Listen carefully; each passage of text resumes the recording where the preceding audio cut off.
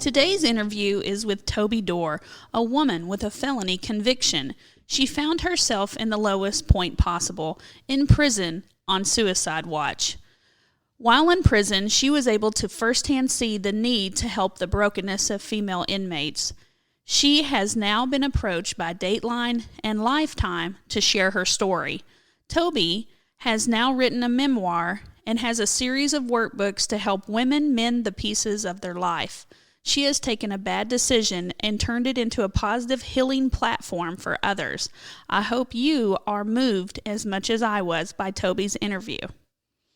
Welcome back. This is Brandy Von Holton, and today I have a special guest with me. Her name is Toby Dorr, so T-O-B-Y. Last name is D-O-R-R.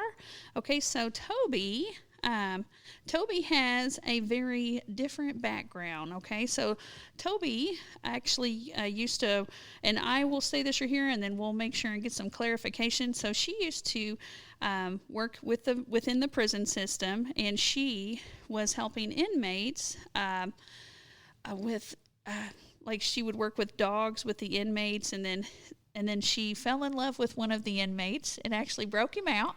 And then had a little rendezvous, okay, for a little while. And then, she got caught and then did some prison time. And then while she was in prison, now this is a highly educated woman, and whenever she was in prison, she now had time. And it's my understanding is that she got to see firsthand that the chance of an inmate going back to prison is extremely high. So what she got to see was how to help these women, and that there's a need to help women that are broken to get unbroken and to actually heal. And she has developed a workbook, and she's written books, and she's been talked to by Lifetime, and we'll get into all of this right here about her story. So it is, behind something negative, something positive's got to come out of this, okay? So she is now, taking her situation, but then it made her aware of this great need there were to help women, help women grow and develop and to heal from being incarcerated so they can come out and not be repeat offenders and move on in a productive manner, okay? So, and before we even get started, we've all done something bad, okay? We've all done something bad.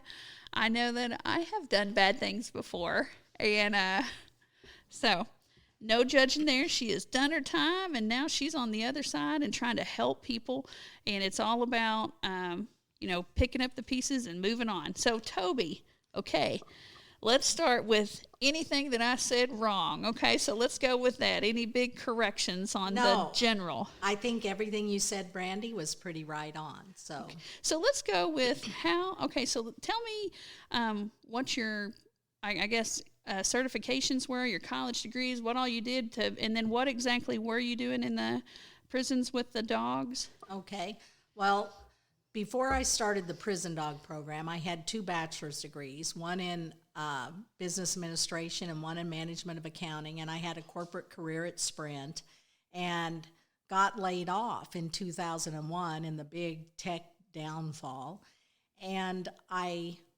realized that I wanted to do something outside of the corporate world, so I took a part-time job at my vet clinic, which quickly turned into a full-time job, and I loved working with the animals.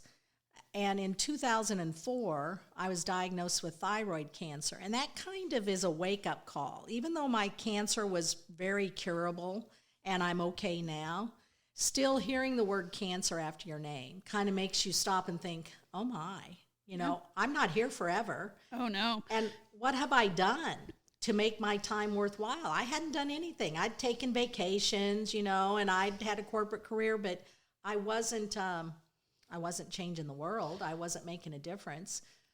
Toby, I don't know if a lot of people know this, but I actually had cancer before of my uterus. Really? A lot of people, they don't know, they they don't know why David and I don't have children. And like every now and then somebody will get real brave and ask me, and like, well, I had cancer of my uterus, and then I also had like a tumor in a breast before that they had to remove, and that wasn't cancerous. But anyways, I understand, like hearing the big C word, cancer, is scary, but here we are. That's right. Here we are. Yeah, it's just moving like on. anything else in life. You can move on from it, I think. Right. And I decided that it was time I start doing something to make a difference in the world. And I really fell in love with the idea of a prison dog program because I'd seen one on TV, but I had no idea how to start one. So I thought, well, I'll do the next best thing. I'll start a dog rescue group, and I'll take in dogs. We lived out in the country. We had 10 acres. We had a few horses, and I thought, I have space in my barn. I can bring a few dogs in here, and I can train them, and I can take them to dog adoption events. And within a few days of my deciding to start the dog rescue group, a representative from the prison right up the street from us came to me and said, have you ever thought about doing a prison dog program? And I was like, well, of course, that's been my dream. I mean, how does this happen? It was just like Providence, And so he came to approach me on a Monday, and on Wednesday I did a 2-hour presentation for the warden and the executive team at the prison. And on Friday I took 7 dogs into the prison, and Safe Harbor Prison Dog Program was born. Okay. All right. So, wow, like that right there, it sounds like it was meant to be. It was. It was meant to be. Yeah. Okay, so how long did you do that? I did the prison dog program for 18 months. 18 months. And in that okay. 18 months, I rescued 1,000 dogs. Okay.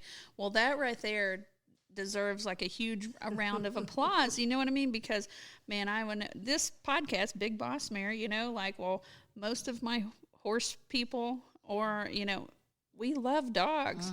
Everybody, I can't say everybody loves dogs. I can say every one of my closest friends love dogs, and so, man, 1,000 dogs. Oh, and my every gosh. dog I took was going to be put to sleep if I didn't take them. Oh, okay. Well, that right there makes me already love you even more. So it was awesome. And I felt so good. And I knew that I could make a difference in the lives of these dogs. But I wasn't prepared for the difference I made in the lives of the inmates because, as humans, we're social creatures. And can you imagine going 10 or 20 or 30 years without ever hugging anyone? No. It doesn't work. And so by bringing these dogs into the prison, and I had them live with the inmates in their cells, so any inmate in that prison, whether they were in the dog program or not, could walk up to a dog and pet them and hug them and take them for a walk if they wanted to. Yeah. And almost overnight, it just changed the whole atmosphere of the prison. Oh, yeah. Man, I couldn't even, like my dog, I love my dog. Yes. Her name's Katie Ray. Okay, we two named her because she's country, and all country animals and people get two named, okay? Like my brother's Gary Lynn. But, man, I could just see that right there. Like, so many people are broken, and we don't even realize how broken. We're not talking about people in prison. We're talking about just people in general. And just, man, I see so many people that just, and their animals are their children or their spouse. It's their opportunity to be real with something. They don't have to hide anything from their dog. No. And their dog loves them no matter what. Oh, yeah, it's unconditional. People live longer with animals. That's right. They certainly do. So the prison dog program, I was so proud of it, and it made such a difference. And 16 months into the prison dog program, my dad was dying of cancer, and I was really struggling with that because when I was 5 years old, my dad got burned really bad in an accident in our yard, and I saw it, and I remembered it, and I know now after lots of counseling and lots of time that that little 5-year-old girl kind of fractured off and was a broken part of me that never grew up. And the idea of my dad dying again, because at the time he was burned and he was gone for 10 months in the hospital, I believed he was dead. And I just couldn't do it anymore. And so, there was an inmate in the prison who kind of stood out. He was intelligent, and he spent a lot of time talking to me, and he noticed that I was struggling with something and asked me. And, we started talking about my dad dying, and then our conversations just developed and led to something not proper. And yeah, but it's human. It is human. It's human nature. I mean, like, we are human. We are animals, Yeah, that's People true. have needs, emotional needs, physical needs. And at that particular time in my life, I was just having a meltdown, really, emotionally. And you don't have to justify the need Yeah, of love. You know what I yeah. mean? Like, yes, it was it was with a prisoner. That's right. And a dog, that was, you were in there, but like, I still understand emotions. Yeah, that's really important. Thanks for saying that. Because I do feel like a lot of times I have to justify it, but maybe I don't. And maybe from now on I won't. Well, you know what? I will tell you, because I met you and your husband is not the same husband that you had. That's correct. Then. You have his And name he's is not the one I broke out of prison either. Oh yeah, so. no. Okay, so I met him before, and you had told me the story, and actually I was not receptive to it at first, and but now I've evolved as a person, and I'm just like, whoo, I don't need to be judging anybody. You know what I mean? Like, you got in trouble for that, you did your time, but now I love the helping that you can help with others, and now I realize that without you having the moment that that this part couldn't have happened. You know what I mean? Like, man, there's so many bad things that people have done, but it's what they make of it. So now I'm like a big fan, but at first I was really turned off. I was like, oh man, she's going to make money off of doing something bad. But now I see the growth that can happen for hundreds of thousands of people. And if these people, these women that are incarcerated, can come out being better, then it's going to make our whole society better. That's true. Yeah.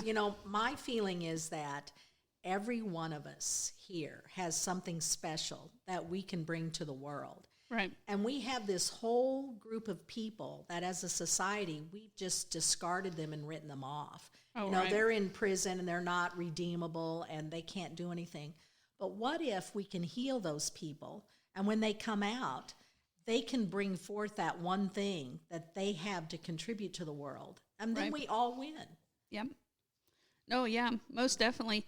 Or, from a taxpayer's perspective, then we can spend our money on other things That's if we're right. not having to pay for somebody that's incarcerated.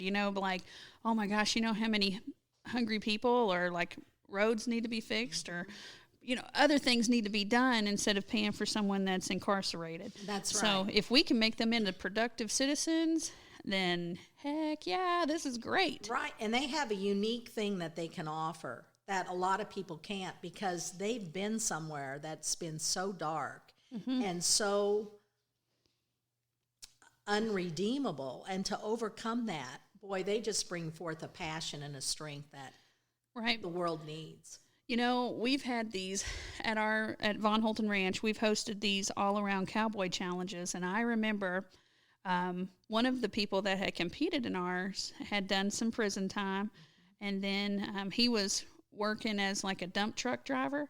Well, he won, and like I put him in a couple of magazines, and like some of his friends and family members were like, "Oh my gosh, you don't understand like how like just to be, not judged, being like, oh, there's that dump truck driver that did prison time before." No, we're like, dude, that's a bad mamma jamma. He won the all-around cowboy challenge. Like, oh my gosh, he is like. And then I got to see the love that he had towards his family. Man, he appreciated being able to do these events. He appreciated the sitting around the campfire and the time spent with family and getting to see laughter. Like, it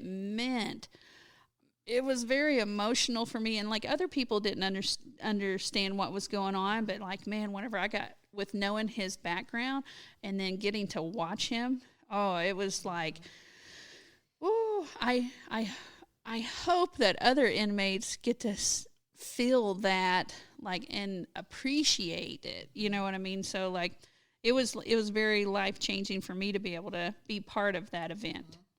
Yeah, and people that have been in prison, especially right after they get out, like the first 2 years, it's a huge adjustment period, but you don't take things for granted at all. I mean, I just appreciated being able to open a door and walk out of it whenever I wanted to. I mean, sometimes I just spend 20 minutes going in and out the door because it was such a cool thing. Okay, that you had the freedom. See, whenever you were like, oh, things that I was thinking, ooh, I get to have good coffee. I get to wear what I want to wear. But you were like going through a door. Yeah. I didn't even think about that. That was so, and my mom, I was living with my mom right when I got out of prison, and she said, Toby, you bring such delight to my days because I love watching you fall in love with everything all over again. Okay. All right. So, you and this gentleman, you helped him escape. I did. Helped him escape. And then how long until y'all were caught? It was almost 2 weeks. So Okay. 12 days, actually. And you know what? I don't want to spend a lot of time on this part right here, but I know inquiring minds That's always, right. they always want to know, everybody always wants to know that. Okay, so y'all were out for 2 weeks. Well, and at the time you were married. I was married. And so that marriage ended. It did end. Okay. And the crazy thing is, my one sane thought when I agreed to the escape was, I guess they'll let me get divorced now. Oh, okay. So you were ready for I was, yeah. Yeah, you're okay. Yeah, and I had been trying to make a change, and I just didn't have the strength of character, and I didn't feel like my family would support me in that decision, and I just felt kind of trapped. Man, I know feeling trapped is not a good feeling. It's never a good feeling. Oh, no. It leads you to do desperate things. Oh, yeah. I mean, I've seen people, that's whenever big stuff. I mean, That's like, right. most people know that I have like a fight background, and sometimes when we're training, we'll fight multiple opponents, and they call that bull in the ring, because then you get very brassy and stuff gets real, and that's that trapped feeling. Yeah. And nothing, I have seen women that were in abusive relationships and they didn't have the money to get out of them, and that trapped feeling, that's when bad stuff happens. It is. And people whenever they think that they're trapped, they're not really trapped, but they think they're trapped. Nobody, I mean, like right now, so we have Von Holten Ranch. I mean, it's got some debt. We've got some years that it's going to take us, but people are like, oh, you're trapped. And I'm like, I ain't trapped. If we wanted to get out of this, we could tomorrow be out of this. You know what I mean? We could sell, do something different. I'm not trapped. I love what I do. You know what I mean? So, like, trapped is, if you think that you're trapped in a relationship that's not working, you can get untrapped. That's right. You got untrapped real fast. I did get untrapped. And so, my message to women today is that I want to inspire them to escape their prisons, because we all have prisons, and almost all of them are self-made, and we hold the key to every single one of them. We just have to have the strength of character and the confidence to unlock those doors and leave. Okay, so Tony Robbins. Do you? I do. Okay, Tony Robbins is a motivational speaker, and he talks about how people, whenever they're trying to quit smoking, they'll say, oh, it took me 20 years to quit smoking. It took me 30 years to quit smoking. He's like, no, it didn't. It took you 1 second. Whenever you decided to make that change, it might have taken you 20 years to get to that 1 second. That's exactly right. Yeah, so I love Tony Robbins. He's got some great things, but something that he has said before, I think it's him, because I got it from my martial arts instructor, said, if anything matters, everything matters. I get a lot of that. So little shout out to Tony Robbins right in the middle of this. Okay, so how long did you end up having to I served 27 months. 27 months. Okay, so that's 2 years and 3 months. That's right. And the funny thing is, when I first went to jail and went to court for the first time, and my attorney, who was my brother's best friend, and he came to court and he said, Your Honor, I just took her case last night. I haven't even had a chance to talk to my client. Could I get a 2-week continuance, and we'll come back in 2 weeks? And I had this big meltdown because I was like, 2 weeks? I have to stay in jail for 2 weeks? Oh. I can't do that. Oh, you know, and I just laughed, like, 2 weeks, that's not. Oh, yeah.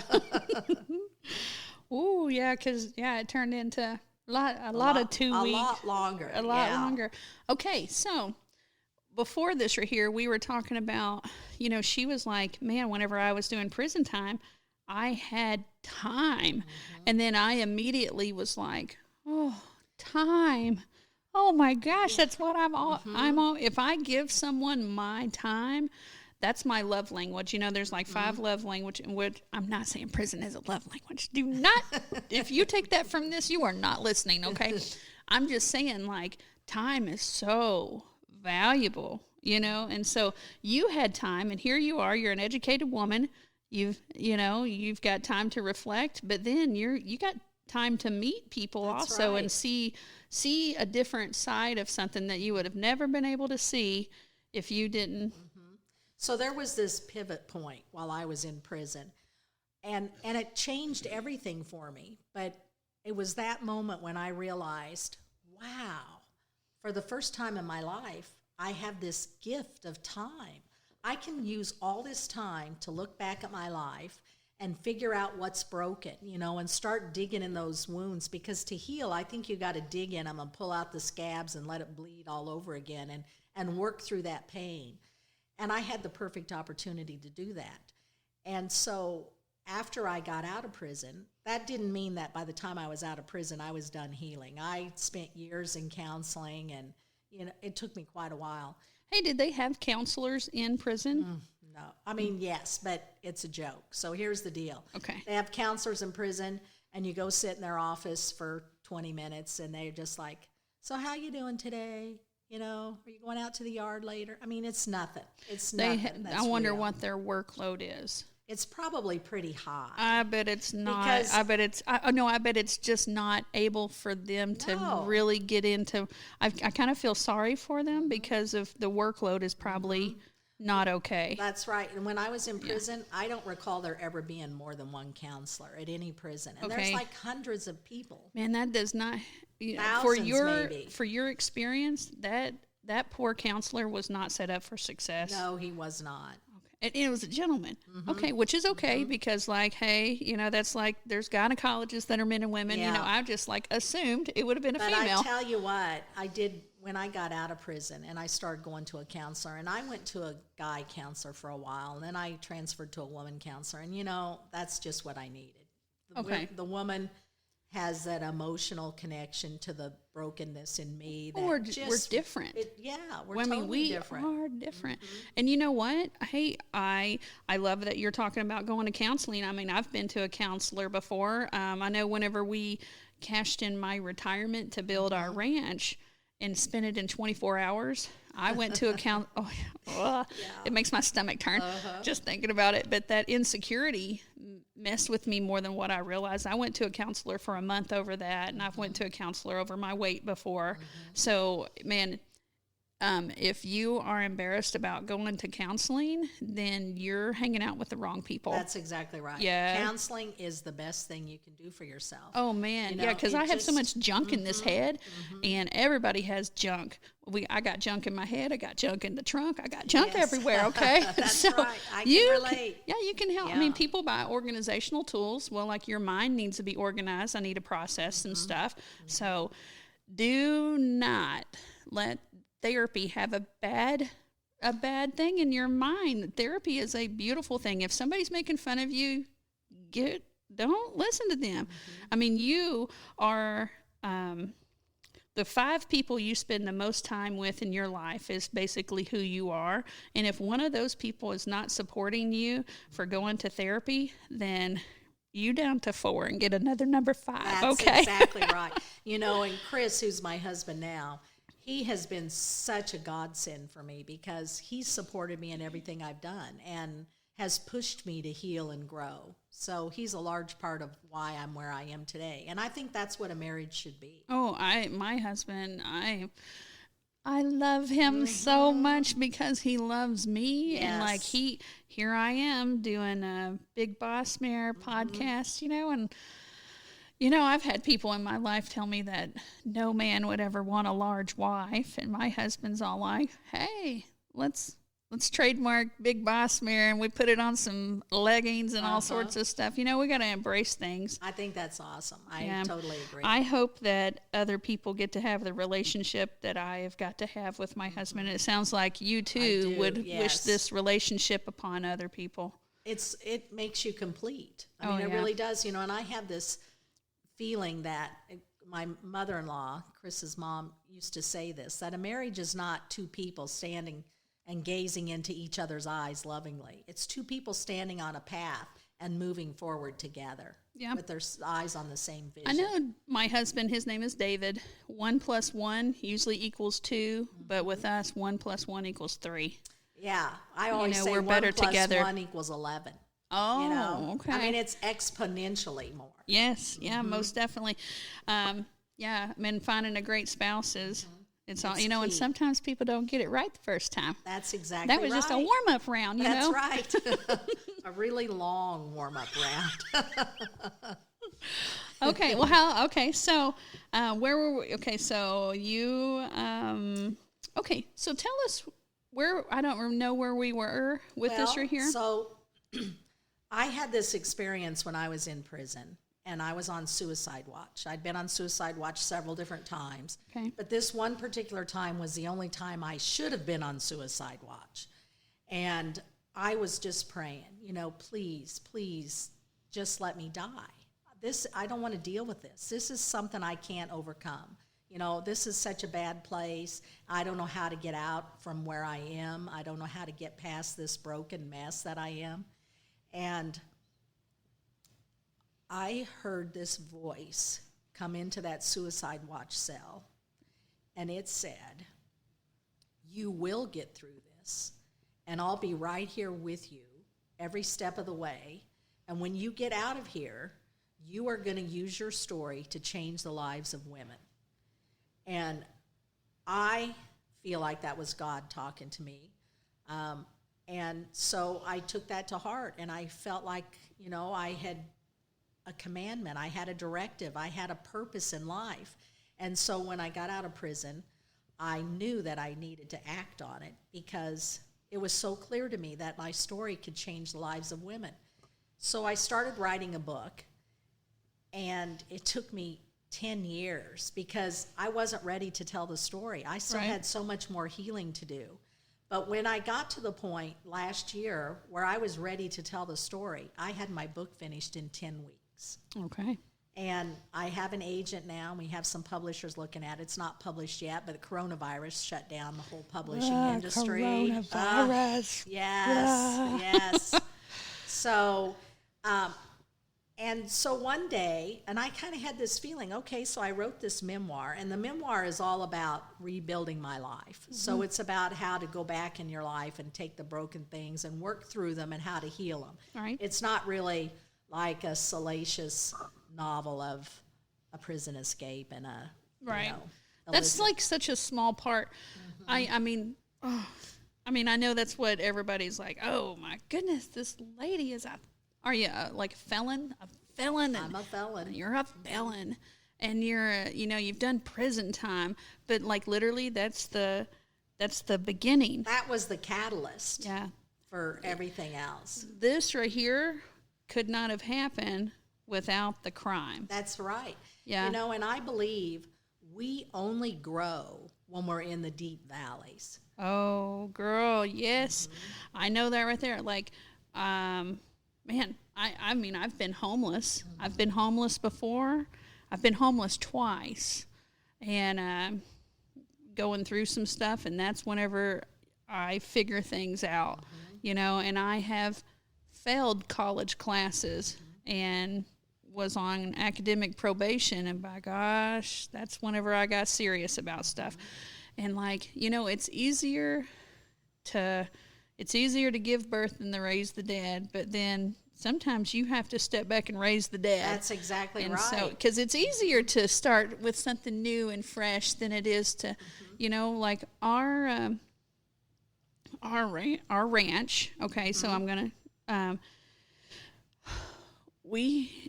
nobody had lived here for 40 years when we bought this. Do you know how much easier it would have been to pick a different part of the ranch and build everything clean? But instead, we had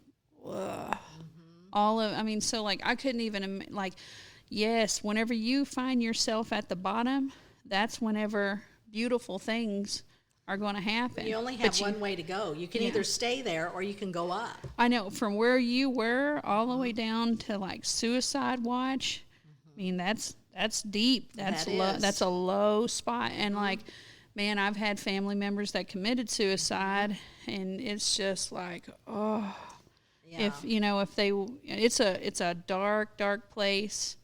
And I'm happy that you came up out of this, and now that I love seeing you out of prison. I love seeing these. I'm getting to look at her books, and they're beautiful, and to see that you have like blossomed into somebody that's going to help others. Just the fact that you're going to be able to help others. So tell us about some of these books. Yes. So I wrote the memoir, but I realized. So what's the difference between a memoir and a book?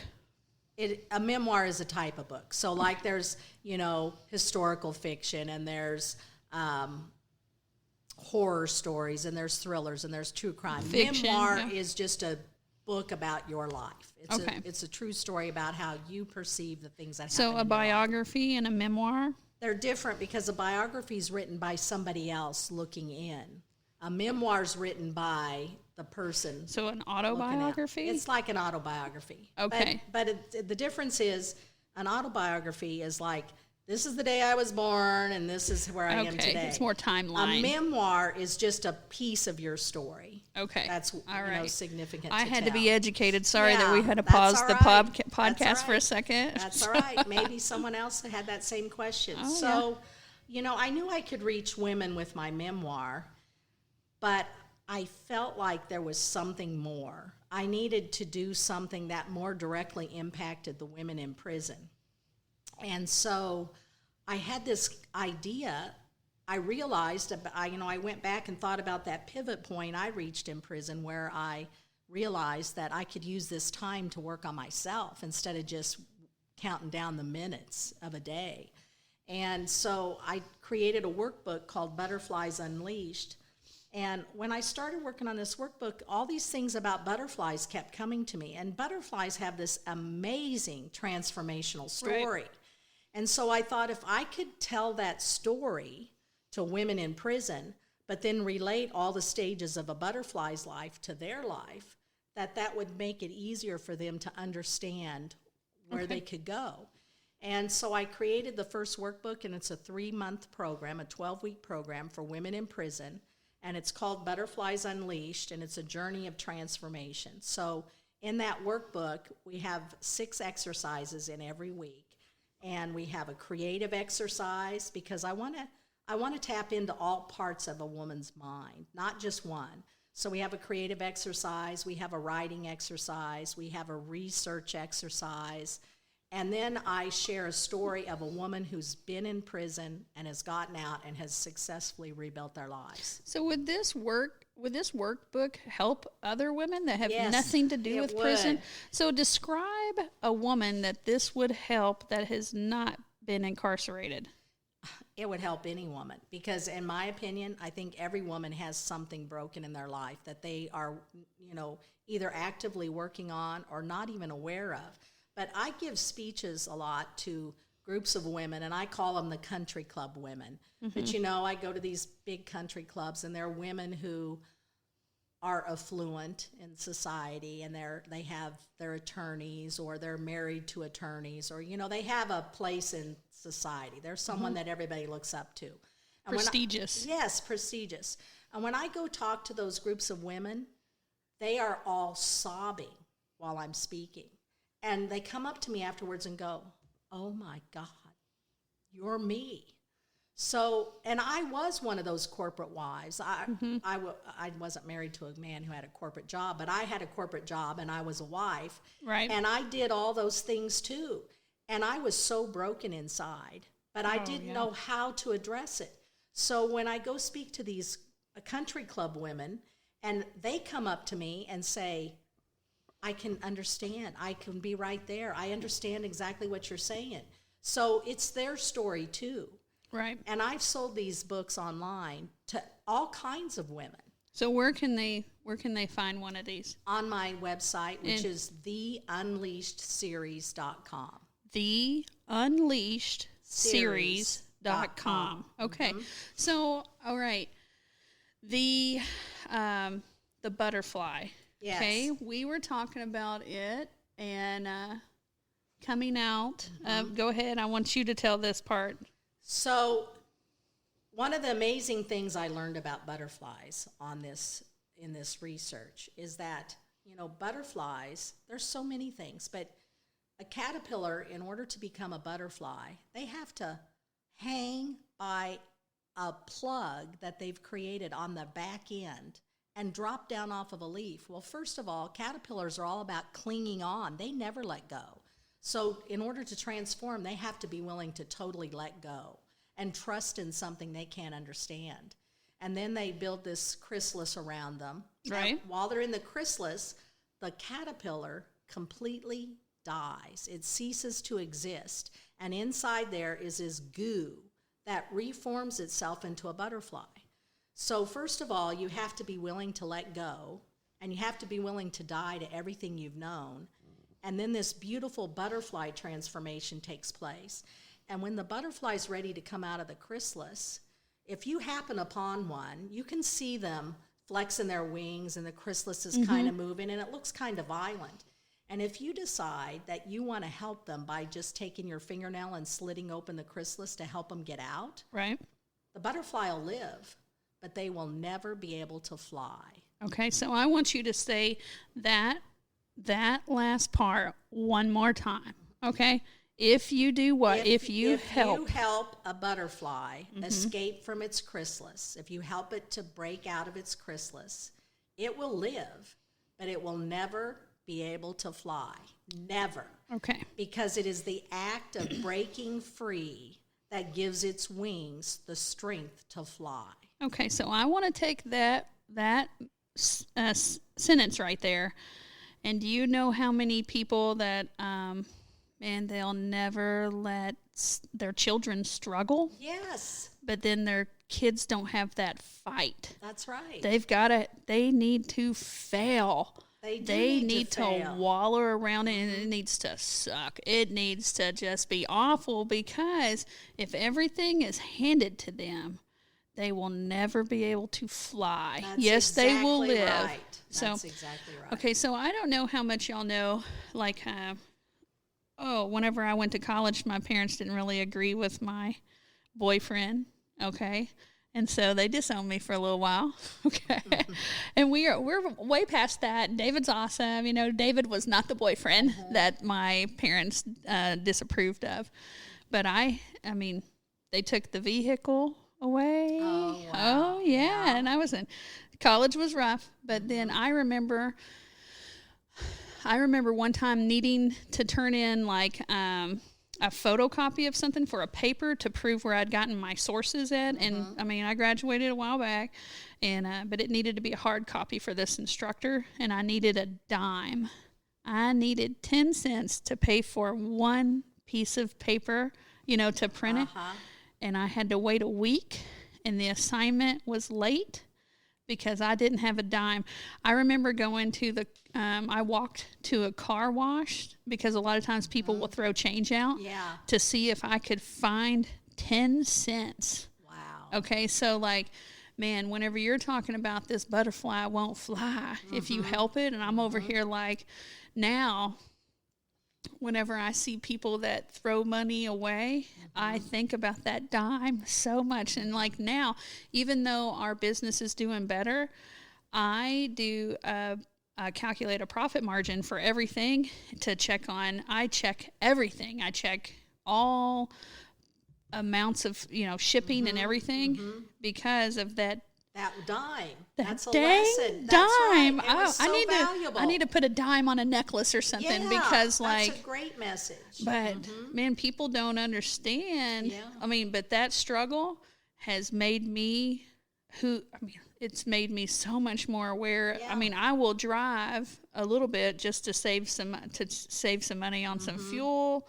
I've clipped coupons, but that experience of having to wait a week for 10 cents, it's ingrained That's into a my great soul. story. Yeah, I love that But whenever story. you hear that, that's the first thing I think about, because like Toby and I have a lot of parallels. We have a lot of parallels about what she's trying to do.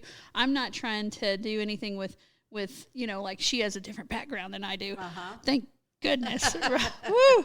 But we love dogs, and we That's are both right. getting better, and we've both had some rough times in our life. That's true. But we're all trying to help everybody. That's right. And Yeah. if you can help someone learn from a piece of your story, then Right. it makes that lesson not a total waste of time, because now it's the ripple effect. You can share it with so many other people. Most definitely. So I think that's awesome. So I have finished my first workbook, and I decided that wasn't enough. So I have Be Unleashed, which is a story of community and how, a lot of times women that get in trouble in some way are because of the people they surround themselves with. Oh, so yeah. that book is all about how to create a healthy community, how to find a healthy community, and how to be a productive member of a healthy community. Oh, yeah. Well, we talked about earlier the 5 people you spend the most That's time right. with. There's Exactly the B right. thing. That's exactly right. Yep. And so then there are, I have the Dragonflies Unleashed book, which is a story of leadership to help these women who feel a calling, just like I did, to do something bigger, but not maybe knowing how to put a form to it. So that book is all about helping them find that vision and A lot go of people after just it. don't know how to get started. They're like, That's right. I want to do great things, but how do I get started? So this Yeah. right here is. Yeah. So there's going to be a This is the series. start. Right now, there's 9 workbooks on the drawing board. So who knows how many I'll end up with, but it'll probably be more. So are inmates allowed to have this? I don't know. And you're going to have to educate me. Okay, so I've been working with some of the prisons and talking to them. I've been talking to the Chillicothe prison in Missouri here, and they're So interested. women's prisons or Women's prisons. Okay, because they probably won't let you work in the men's prisons anymore. Or the women's. I can't even go in as a volunteer in the Okay. women's prison. Maybe Okay. someday I'll be able to, but right now, probably not. Okay. So there are programs already in a lot of women's prisons. Okay. And so I'm working with the people who run those programs to bring this program in as part of their curriculum. Because this is professional development. Yes, it is. Yep. It is. I'm also working with halfway houses. There's a couple of halfway houses in Kansas City that are using this workbook. And I want to approach battered women's shelters and, all those kinds of things. And one of the things that I put together, which I think serves such a great purpose, is that, when I go give those speeches to the country club women, all of them ask, what can we do to make a difference? That's what I was thinking. I was like, could someone fund? We have a sponsorship program on the website. So Okay, so you have a I have a sponsorship program. sponsorship program on the website, and so someone can go out there and sponsor a woman, and that includes, contact with me and, communications with me and the workbooks that they need. And so we do offer that on the website, and we've had several people take advantage of that and sponsor women in prison so that I can send books to. And sometimes it's not a woman in prison. Sometimes it's a woman who's out on parole and she really needs help. So we've talked to parole officers and try to get some connections there. So anytime we have a woman who needs a book and can't afford it, then we can. Well, and some people are going to have different levels of comfort with, some people are going to be completely turned off by doing anything with somebody that's incarcerated, so, but the people that are, ladies that are going through into a battered woman's shelter, that would be a different option for them. That's correct. Yeah. So. And lost my train of thought. So. Okay, so why insects? Because they're so small and we overlook them. We take them for granted. Oh. And they have these unbelievable stories. So, it's part of, I just want them to be aware of what goes on around them. And everybody can go find a butterfly and, on Right, a it's walk. just a connection. Yeah. Well, and man, how many women out there feel insignificant and taken for granted? How many people? It doesn't have to be a woman, like that's like a major thing right there about feeling insignificant or feeling, like right. nobody, And, like it doesn't matter. Tell them the stories of these insects. So like bees. If we didn't have bees, we wouldn't eat. Well, They're so significant. I don't know if the science is correct, but I've always been underneath the understanding that if bees weren't around, that like the whole ecosystem just collapses. 4 years. That's what we've got. 4 years once the last bee's gone. Right. So, these insects have these amazing stories, and people don't realize what they are. And I think you can make parallels to your own life from just looking at the smallest of things. Yeah.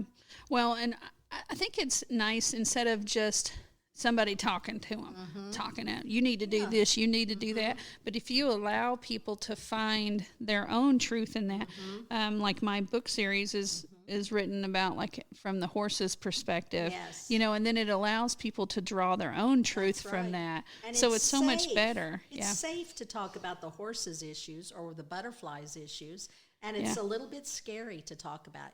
This is your issue. Yeah. So, well, okay. So, the very beginning of our interview, you had talked about your father was passing away from cancer. Did he pass away He did pass away. He died while I was in jail. While you're in jail. Okay. And, so, a lot of people have quote unquote father issues. Do you think that was the beginning of yours, was a father issue? Well, I so looked up to my dad. I mean, he was the center of our world. And I lived my entire life trying to do things that would make my dad proud of me. And so I cultivated this immense sense of duty and perfection because I wanted to make him proud. And was he proud of you? I think that he was. Right. But there were 7 of us kids. It's hard to stand out in a sea of 7. Okay. And my dad was not one to say, "Oh, I think you're doing awesome things." But he was. I believe he was proud of the things I'd done. I with my father. My father lives here at the ranch with us now, and we have a different relationship that's on. It's get better. For sure, but I know that I get to hear from trail guests all the time how proud he is of me, but I cannot remember him ever saying that to me. Yes, and I'm okay with that. I mean, I'm okay with hearing it indirectly, but I understand. Whenever I was younger, I did a lot of really cool things, but never did quite get that. So if you are listening to this, you need to tell people you're proud of. People need to hear, I am proud of you. People need to hear that. They don't need to know it. They don't need to think it or assume it. They need to hear it. They do need to hear it. That is important. Yeah. I agree. Most definitely. And so much time when we have little kids, we say, "Don't do that. Don't do that. Oh, don't go over there. Don't do this. Why are you doing that?" And we don't ever say, "What an awesome thing you just drew." We don't say that enough. Right, most definitely. I'm looking forward to. I'm hoping that we can swap out some books or something. I would love to look at your book. That sounds great. So I just want to share a couple other things. Okay. So when I got out of prison, I couldn't get a job. I had 2 college degrees. I couldn't get a job. Nobody wanted to hire me because I was a felon. I don't blame them. There was 200 people applying for every job opening. So you got to throw people out in the trash can somehow. Right. And so I ended up starting my own business. And I went back to school and got 2 master's degrees after I got out of prison. At what age were you whenever you went back to get those masters? I was at 55. Ooh. Yeah. That's great. Yeah. Okay, so what are your masters in now? Internet marketing and new media design, which I've really lived on the design for this workbook. Okay. And then, of course, internet marketing. Oh, yeah. Internet marketing with my websites, and now it's helping me build a platform for these workbooks. So Wow. Okay, so 55 going back and getting your master's in something to do with computers. Boy. Ooh, I see Yeah. some people struggle with some stuff. Like I have showed Yes. so many people how to take photos on their phone or how to do. I'm like, That's right. don't do this on Facebook. Don't, this is how you need to interact. Like, okay, so my mom is in her 60s, and I'm all like, Mom, whenever you reply on social media, everybody sees that. That's right. Quit introducing yourself as, this is Brandy's mom from Arkansas, as like a reply to it. I'm like, stop doing that. Yes. So like, I'm over here giggling because I'm like, ooh, 55, going back to college for something to do with, I bet that was rough. It was rough, but actually I love going to school. Oh, I'm sure, I yeah. had a fun time with it. And, another couple things I want to throw out. The population of the United States doesn't quite make up 5% of the entire world's population. Okay. But we have 25% of the world's incarcerated population. Okay, so hold on. You're saying that the United States population is only 5% of the total global population? That's right. Not quite 5%. It's 4.8. Good Lord, I would have thought it would have been 15, I would have thought so 20. too. Uh-huh. But I know that like Asia is a lot more compacted than what we are. Yeah. So, So the total do you know other countries? population- Do you know other countries' numbers? I don't know their numbers. I should probably look them up. I But would love to know. I think yeah. Japan's got a pretty high Oh, I bet they population do, yeah. density, Yeah. and some They're- of the other Asian countries. So, but we make up 4.8% of the global population. But then 25% of all people incarcerated are from the United States. Are in the United States. That's right. I wonder if other countries kill them instead of No, incarcerating I them. think that in the United States, we throw people in prison for small things that really don't matter. I mean, that really aren't going to, they're not a danger to society. Okay. And we give them longer sentences, so they're in there longer. But you're not saying that the crime that you did not warrant a prison No, sentence, I'm right? not Okay, saying I that just at wanted to all. clarify No. that. Like, I didn't want anybody to be No. like, oh, No, she no, had me no. and I'm crying, and then they were like, switch. No, I needed to do my prison time, and I got a sentence that was Right. just, and I'm satisfied with what I got. Right. So I know a lot of times people get put into, I don't even know what the percentage breakdown is, but I know like hot checks, I think people can end up doing time. But Well, like I was in jail with a woman who was a drug addict, and she turned to prostitution, and her husband had custody of their kids, and so they'd pick her up on the streets, and they'd put her in jail for failure to pay child support. okay, yeah, she needed needed help, help. education. She needed, So she'd sit in jail for 30 days, and then they'd open the door and put her right back on the street, right where they picked her up from. and then she had no money to pay that child support And because then she'd been 30 incarcerated. days later, she'd come back for 30 days more. I mean, that's such a vicious cycle, and nobody's winning. Her children aren't winning. Her husband's not winning. She's not winning. The taxpayers aren't winning. Yeah, that is like all the way around rough. Okay. So there's alternatives, I think, to some of the prison sentences. Do you keep up with that lady? No, I don't. I don't keep up with her, but I do keep up with some of the women I was in prison with. Okay. So I will tell you, man, like questions that I have, I'm over here like, was crime as bad as what people thought it was in prison? Was it? Well, here's the deal. There's a huge difference between men's prisons and women's prisons. Okay. So I spent 18 months as a volunteer inside the men's prison, and I was in there for 8 or 9 hours a day. Right. And this was before the incarceration. This was with the dogs. That was as Yep. a volunteer. And in the men's prison, it is violent, it is dangerous, it is scary. It's a scary place. And you can get beat up or killed for the slightest of things. Right.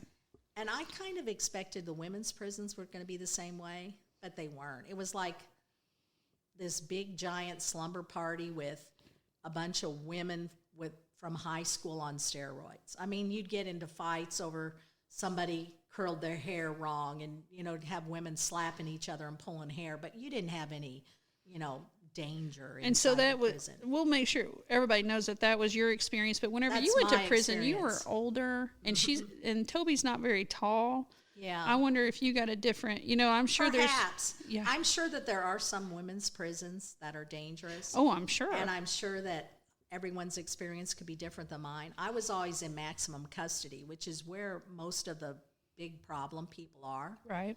So I feel like I kind of got a good idea of what prison is like. Right.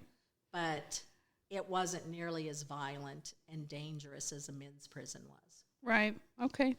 But the one difference is in the men's prisons, there were all kinds of programs for the men. There was GED classes. There were classes to teach them, jobs that they could do outside. There was book clubs. There was things all the time. They didn't have that at your prison? They didn't have it at the women's prison. No.